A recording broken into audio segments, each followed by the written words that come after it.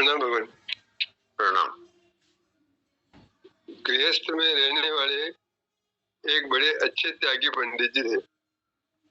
त्याग साधु का ही ठेका नहीं है, गृहस्थ में, साधु में, सभी में त्याग हो सकता है। त्याग साधु वेश में ही हो ऐसी बात नहीं है। पंडित जी बहुत विचारवान थे, भागवत की कथा करते थे। एक धनवान आदमी ने उनसे दीक्षा ली और कहा कि महाराज मेरे को कोई सेवा हो तो बताओ।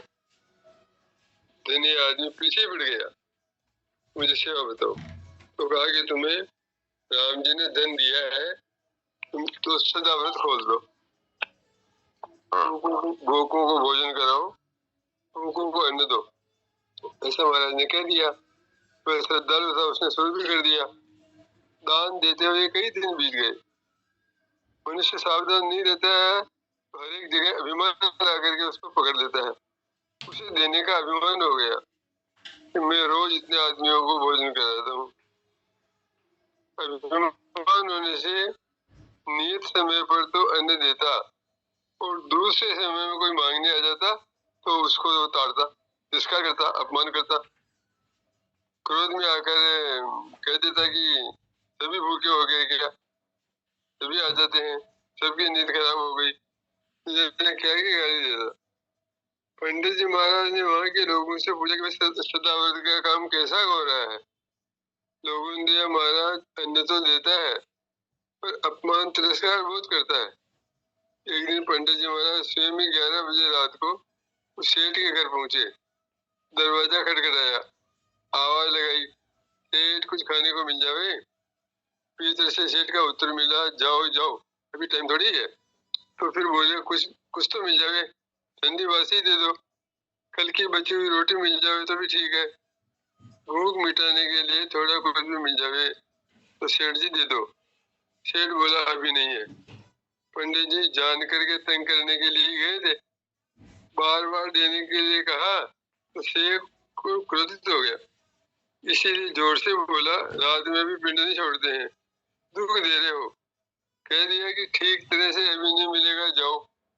पंडित जी फिर बोले, सेठ जी थोड़ा ही दे दो, कुछ खाने को मिल जाए। सेठ जी को तो गुस्सा आ गया, जोर से बोले, कैसे आदमी को। दरवाजा खोल कर देखा तो पंडित जी महाराज सामने खड़े थे। उनको देखकर कहता, महाराज आप थे क्या। पंडित जी ने कहा, मेरे को ही देता है क्या, मैं मांगू तो ही देगा क्या। आपको मैंने पहचाना नहीं, सीधी बात है। मेरे को पहचान लेता तो अन्न देता, दूसरों को ऐसे ही देता है क्या। ये कोई देना थोड़ी हुआ। तूने कितनों का अपमान तिरस्कार कर दिया, बता इससे कितना नुकसान होता है। सेठ ने कहा, महाराज अब नहीं करूंगा। अब कोई मांगने आ जाएगा, मांगने आ जाए तो सेठ जी को पंडित जी याद आ जाते। इसलिए कहानी का सार यह है कि सब समय में, सब वेश में भगवान को देखो। गरीब का वेश धारण करके, अभावग्रस्त का वेश धारण करके ऐसा समझो भगवान स्वयं ही आए हैं। क्या पता कि इस वेश में साक्षात नारायण आ जाए। इस प्रकार आदर्श देगा तो भगवान वहां आ जाते हैं। भगवान तो भाव के भूखे हैं। भाव आपके क्रोध का है तो वहां भगवान कैसे आएंगे। आपके देने का भाव होता है तो भगवान लेने के लिए लालच जाते हैं। भगवान तो चाहते ही प्रेम है, प्रेम से आदर से दिया हुआ भगवान को बहुत ही अच्छा लगता है। नारायण नारायण। बात तो यही है। राम राम जी सर। राम राम, सुनाइए, कल का सार सुना दीजिए। जीव शरीर संसार को अपना मान लेता है, इसलिए जीव कहता है, वास्तव में है तो परमात्मा का ही अंश। फिर वो कल की कहानी थी, वो संत सेठ का वेश लेकर जा रहे थे, वो इसमें भी आज की कहानी में जैसे यही बात है। किसी का स्वार्थ हो तो चीज अपवित्र हो जाती है, नाम हो जाए, काम हो जाए, ऐसी किसी भी कामना के साथ सत्संग में जाते हैं तो सत्संग का लाभ नहीं उठा सकते। पारिवारिक सत्संग अपने की कल बात हुई थी कि इसमें सब मिलके कोई प्रार्थना करते हैं, कोई कथा कहानी सुनाता है और कोई सार सत्संग का सार हो जाता है दूसरे दिन का। तो सब मिलकर अपने कहते एक दूसरे से जुड़े, ऐसी भी बात हुई कल। जी ये अब सबका अपना है, ये सब चर्चा सत्संग। बिल्कुल। फिर प्रेम की बात देखिए जी साहब, मुक्ति भी खारी लगती है जब अनंत रस की भूख में बसा हुआ पाता है अपने को। उनका रस अपार है, अखंड है, अनंत है। अनंत रस की अभिव्यक्ति उनकी प्रियता में है, बोध में नहीं। अपनी करुणा उदारता से प्रेरित होकर के अपनी प्रियता प्रदान करते हैं। यह साधक की अंतिम भूख है। अगर इसके बाद कोई भूख उठे या तुम प्यारे लगो, तुम अपने लगो, यही चाह रहती है। तुमने सभी को सब कुछ दिया है, पर तुम प्यारे लगो, वह उनके लिए भी रस रूप है और अपने लिए भी रस रूप है।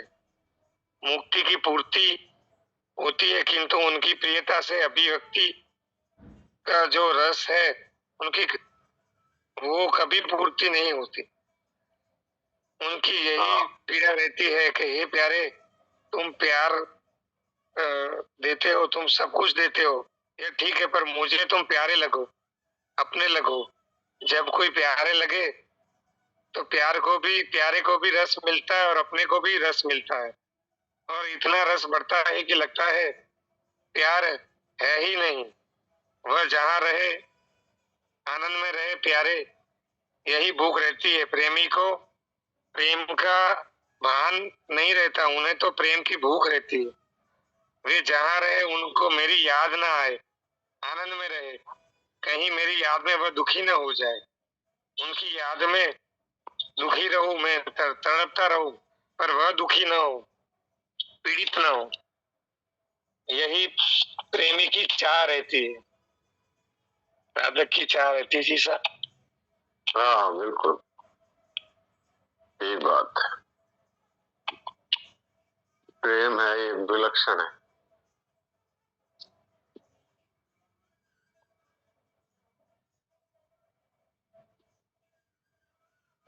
इसकी जो अंतिम स्थिति है उसमें प्रेम ही नहीं रहता, प्रेम ही रह जाता है बस।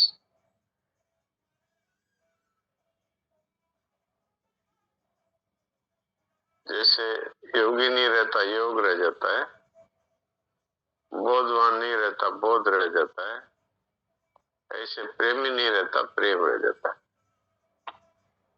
ये अंतिम परिणति है। और प्रेम रस रूप है, इसलिए प्रेमास्पद के लिए भी और प्रेमी के लिए भी रस की वर्षा होती रहती है।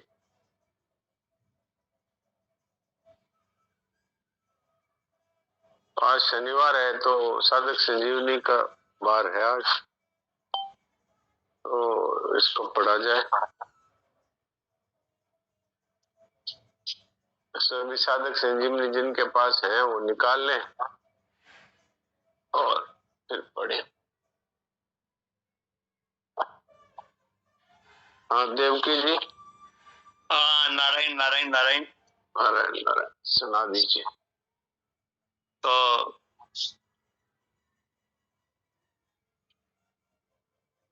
46वां श्लोक चल रहा था। हाँ जी हाँ जी।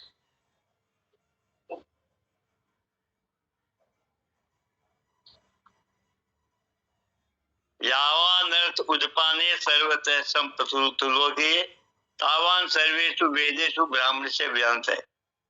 तरफ से परिपूर्ण महान जलाशय के प्राप्त होने पर छोटे गड्ढों में भरे जल में मनुष्य का जितना प्रयोजन रहता है, अर्थात कोई प्रयोजन नहीं रहता। वेदों और शास्त्रों के को तत्व से जानने वाले ब्रह्म ज्ञानी का संपूर्ण वेदों में उतना ही प्रयोजन रहता है, अर्थात कुछ भी प्रयोजन रहता है। ये हो गया था। हाँ जी हो गया। ये 47वां श्लोक। कर्मण्येवाधिकारस्ते मा फलेषु कदाचन मा कर्म फल हेतुर्भूर माते संगोस्त्व कर्मणि। जी। कर्तव्य कर्म करने में ही तेरा अधिकार है, फलों में कभी नहीं। अतः कर्म फल का हेतु भी मत बन और तेरी कर्म न करने में भी आसक्ति न हो।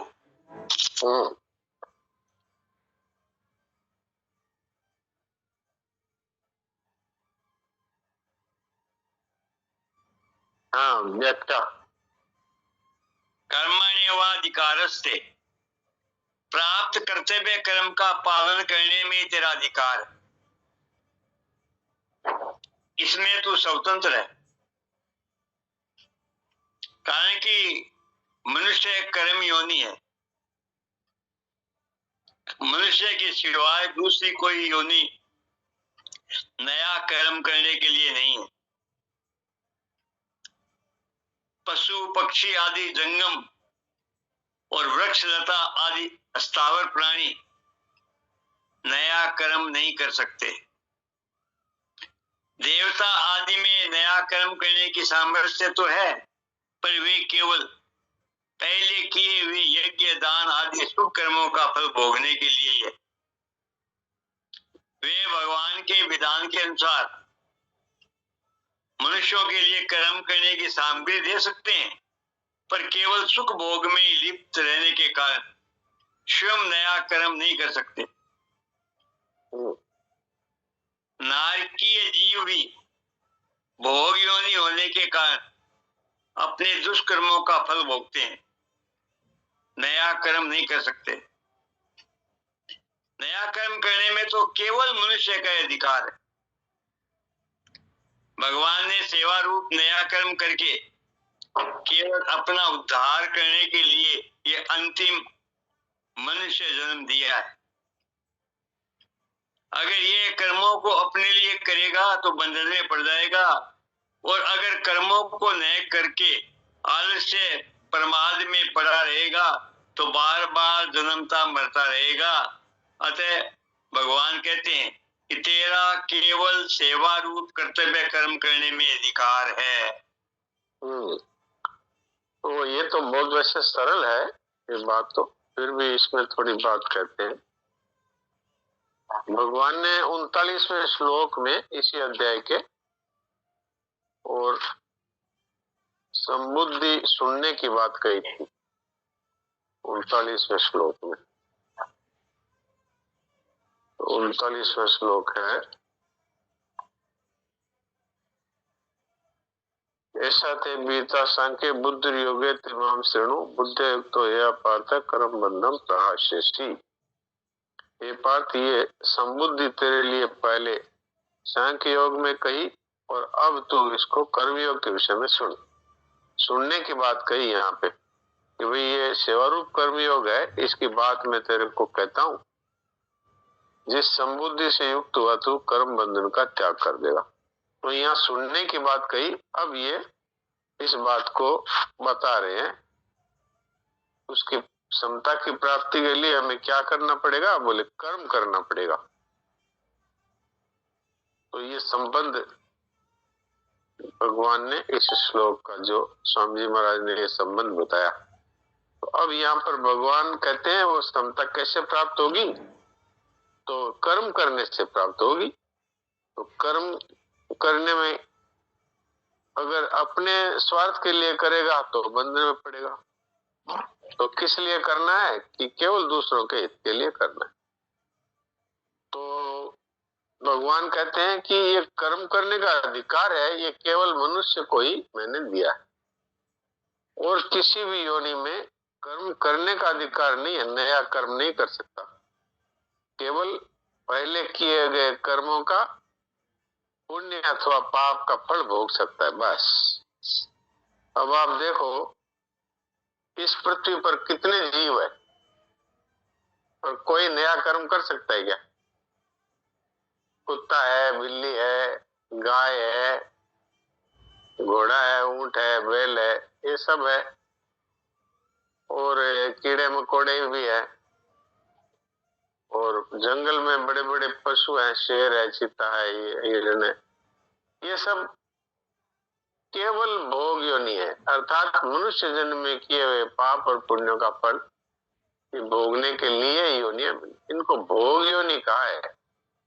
तो ये क्या क्या करते हैं, जन्मते हैं और समय के अनुसार शरीर इनका बढ़ता हुआ दिखता है, और कोई 10 वर्ष, कोई 20 वर्ष, कोई 30 वर्ष, कोई 15 वर्ष, ऐसे जिनको जितना समय दिया है। ये जो जंगम अर्थात चलते फिरते प्राणियों की बात है। और जो स्थावर है जैसे पेड़ पौधे इत्यादि है, ये भी जीव है। ये कोई 100 वर्ष, कोई 200 वर्ष, कोई 500 वर्ष, कोई 50 वर्ष, कोई 30 वर्ष, और छोटे छोटे खेती वाले पौधे हैं तो ये कुछ महीने ये पैदा होते हैं, मर जाते हैं। अब ये अगर किसी को फल देते हैं तो इनको कोई पुण्य नहीं होता, और यदि इनके द्वारा किसी का कोई नुकसान हो जाए तो इनको कोई पाप नहीं लगता।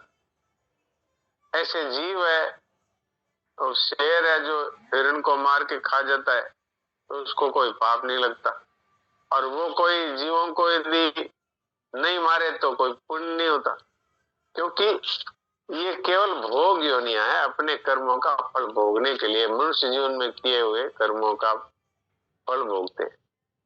ऐसे नरक में जो प्राणी पड़े हैं, स्वर्ग में जो हैं, नरक वाले पापों का फल भोग रहे हैं, स्वर्ग वाले पुण्यों का फल भोग रहे हैं, और कहीं भी नया कर्म करने की अधिकार नहीं है, सामर्थ्य नहीं है, योग्यता भी नहीं। इसलिए देवता भी मनुष्य होने की इच्छा रखते हैं कि भाई मनुष्य होंगे तब हम वहां पर ऐसा करेंगे जिससे जन्म मरण छूट जाए, अथवा परम शांति की प्राप्ति कर ले, अथवा परमात्मा का प्रेम प्राप्त करें। तो ये हमें जो मनुष्य जन्म मिला है, ये अंतिम जन्म बताया है इसको। बहु नाम जन्म नाम अंते, ये अंत का जन्म है। तो भाई अंतिम क्यों बताया है कि 84 लाख योनियों को भुगतने के बाद अथवा बीच में ही भगवान कृपा करके मनुष्य शरीर देते। अब वो देते इसलिए हैं कि ये इस बार या तो सेवा के द्वारा योग की प्राप्ति कर लेगा, या अपने आप को जान करके और आत्म स्वरूप की प्राप्ति कर लेगा, अथवा ये मुझसे प्रेम करेगा। अब हम लोग क्या करते हैं कि आए थे हरिभजन को होटल लगे कपास, यहाँ आकर के और वही काम करते हैं जो पशु करते हैं, भोग भोगना। ये भोगने का काम है, ये भोग योनि नहीं है, ये है साधन योनि, ये है कर्म योनि। इसमें मनुष्य सेवा रूप कर्म करके और परमात्मा को प्राप्त कर सकता है योग के रूप में। समता रूप योग है, इसके रूप में समता का फल होता है अपने आप को जानना, अर्थात योगी है वो आत्म स्वरूप को जान जाता है। इसलिए भगवान ने कहा कि जो सांख्य योग अर्थात ज्ञान योग वालों को जो तत्व प्राप्त होता है वो योगियों को भी प्राप्त होता है। यत् सांख्ये प्राप्यते स्थानम तद योगैरप्यगम्यते, एकम सांख्यम च योगम च ये पश्यति स पश्यति। तो जो कर्मयोग है उससे भी आत्मज्ञान होता है, और जो ज्ञान योग है उससे भी आत्मज्ञान होता है, दोनों का फल एक ही। फिर इससे भी आगे जो बढ़ता है, जो केवल योग और ज्ञान में संतुष्ट नहीं होता, वो फिर परमात्मा की प्राप्ति अर्थात प्रेम की प्राप्ति कर लेता है, जो कि इस मनुष्य जीवन का अंतिम लक्ष्य है। तो ये पहला जो योग है अर्थात समता की प्राप्ति है, उसके लिए कर्म करना आवश्यक बताया। तो उसमें अब कैसे कर्म करे, भगवान कहते हैं भाई तू कर्म करे ये तो तेरा अधिकार है, लेकिन इसके बदले में तुझे क्या फल मिलेगा इसमें तेरा अधिकार नहीं है।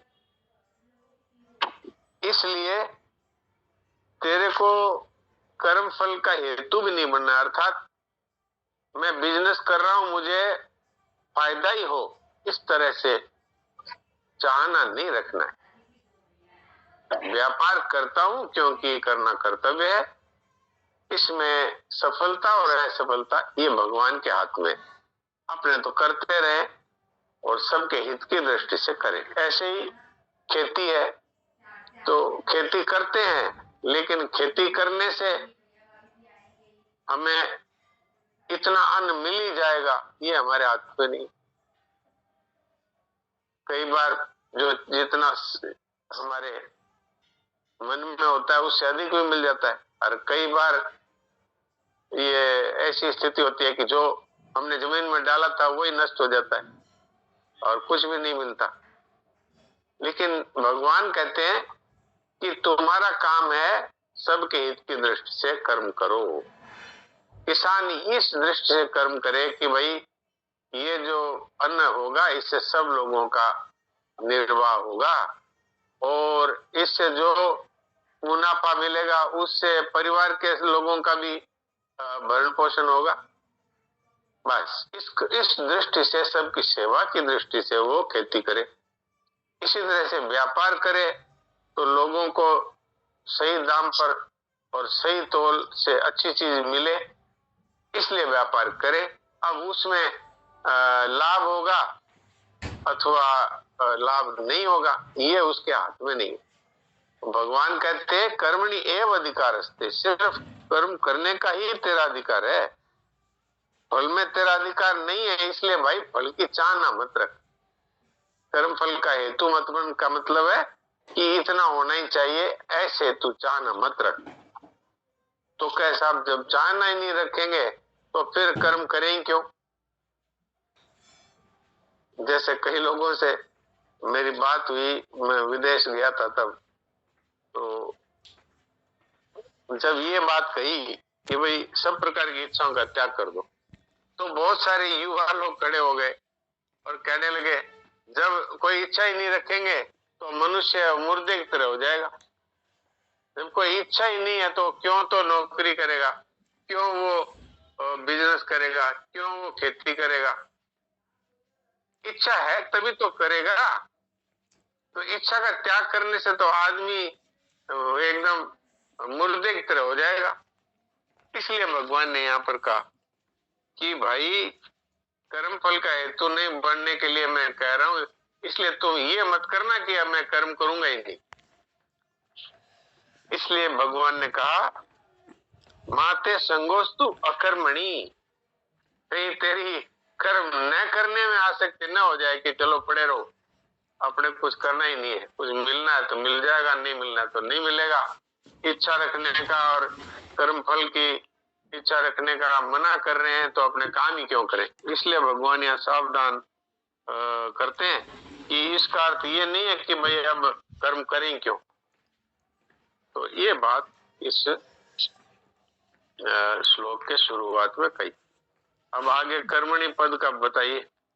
कर्मणि पद में एक वचन देने का तात्पर्य है कि मनुष्य के सामने देश काल घटना परिस्थिति आदि को लेकर सहस्रविध कर्म तो अलग अलग होंगे, पर एक समय में एक व्यक्ति किसी एक कर्म को ही तत्परता पूर्वक कर सकता है। जैसे क्षत्रिय होने के कारण अर्जुन के लिए युद्ध करना, दान देना और कर्तव्य आदि का विधान है, पर वर्तमान में युद्ध के समय वह एक युद्ध रूप कर्तव्य कर्म ही कर सकता है, दान आदि कर्तव्य कर्म नहीं कर सकता। ये है, ये संस्कृत में कर्मणि है, ये एक वचन है। तो कहते हैं भाई एक वचन क्यों दिया? मनुष्य तो कई तरह के कार्य करता है, तो भगवान ने इसलिए एक वचन दिया कि एक समय में तो एक ही काम करेगा ना। तो अर्जुन है जो क्षत्रिय है, तो क्षत्रिय के लिए बताया है कि युद्ध करना, दान देना आदि बहुत सारी चीजें क्षत्रिय के लिए बताई है। तो शासन करना, दूसरों की प्रजा का पालन करने के लिए, दूसरों के हित के लिए कार्य करना, पर इस समय में तो एक ही कार्य कर पाएगा। ऐसे ही मनुष्य है जो एक कार्य में ही लगा हुआ है तो उसी तरफ ध्यान देगा, दोनों तीनों चारों कार्यों में ध्यान देगा तो वो एक भी पूरा नहीं कर पाएगा। इसलिए कहा ये एक वचन दिया। आगे मार्मिक बात बताइए। मनुष्य शरीर में दो बातें, पुराने कर्मों का फल भोग और नया पुरुषार्थ। दूसरी योनियों में केवल पुराने कर्मों का फल भोग है, अर्थात कीट पतंग पशु पक्षी देवता ब्रह्मलोक तक की योनियां भोग योनियां है। इसीलिए उनके लिए ऐसा करो ऐसा मत करो ये विधान नहीं है। पशु पक्षी कीट पतंग आदि जो कुछ भी कर्म करते हैं उनका वह कर्म भी फल भोग में है, कारण कि उनके द्वारा किया जाने वाला कर्म उनके प्रारब्ध के अनुसार पहले से ही रहता हुआ है। उनके जीवन में अनुकूलता प्रतिकूलता अनुकूल प्रतिकूल परिस्थिति का जो कुछ भोग होता है वह भोग भी फल योनि में ही है। परंतु मनुष्य शरीर तो केवल नए पुरुषार्थ के लिए मिला है जिससे वह अपना उद्धार कर ले। देखिए ये बड़ी एक ऐसी बात है जो हम लोगों के लिए समझने वाली बात है। कई लोग मनुष्य लोग बातें करते हैं तो आपस में कहते हैं कि हमसे तो भगवान करवाते हैं, पाप भी वही करवाते हैं पुण्य भी वही करवाते हैं। तो ये जो बात है ये लागू होती है केवल भोग योनि में। भोग योनि में जो करने की प्रेरणा होती है उनके वो भी प्रारब्ध के अनुसार होती है और जो उनको मिलता है वो भी प्रारब्ध के अनुसार मिलता है। ये मनुष्य का जीवन है, ये जो है ये इसलिए है कि इसमें भगवान ने विवेक दिया है कि ये करना चाहिए ये नहीं करना चाहिए। इसलिए नया पुरुषार्थ केवल इसी मनुष्य शरीर में ही कर सकता है। कोई भी पुण्य अथवा पाप कोई दूसरा पशु पक्षी कोई नया पुण्य और नया पाप या अच्छा कार्य बुरा कार्य नहीं कर सकता, क्योंकि उनमें तो अच्छा और बुरा करने की न तो सामर्थ्य है न अधिकार है न वैसा विवेक है। उनको पता ही नहीं है क्या करना चाहिए और क्या नहीं करना चाहिए। उनका तो फल भोग ही उनके जीवन के लिए अधिकार में आया है। जो कुछ उन्होंने पहले किया है उनसे जीवन में उसी का फल भोग रहे। आपने देखा होगा कई कुत्ते होते हैं, वो कुत्तों का इतना लाड प्यार रखा जाता है उनको कि उनको शैम्पू से नहलाते हैं, रोज नए नए मेनू उनके लिए है, भोजन के लिए उनको एयर कंडीशन कमरों में रखा जाता है और सब तरह की सुविधाएं। और दूसरे कुत्ते हैं जो नाली में मुंह मारते रहते हैं, भूखे मरते रहते हैं, ठंड में ठिठुरते रहते हैं, घाव हो जाते हैं तो कीड़े पड़ जाते हैं, कोई संभालने वाला नहीं।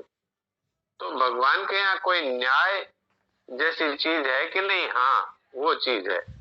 जिसने जैसे कर्म किए उसके अनुसार उसको योनि मिली है और उसके अनुसार ही उसको उसके लिए अच्छे या बुरे भोग मिलेंगे। ये चीज भगवान ने यहाँ बताई। अब आज का समय यही समाप्त होने वाला है, इसलिए हम लोग वो भगवान की शरण होकर के और चिंतन रहित होकर के थोड़ी देर बैठे हैं।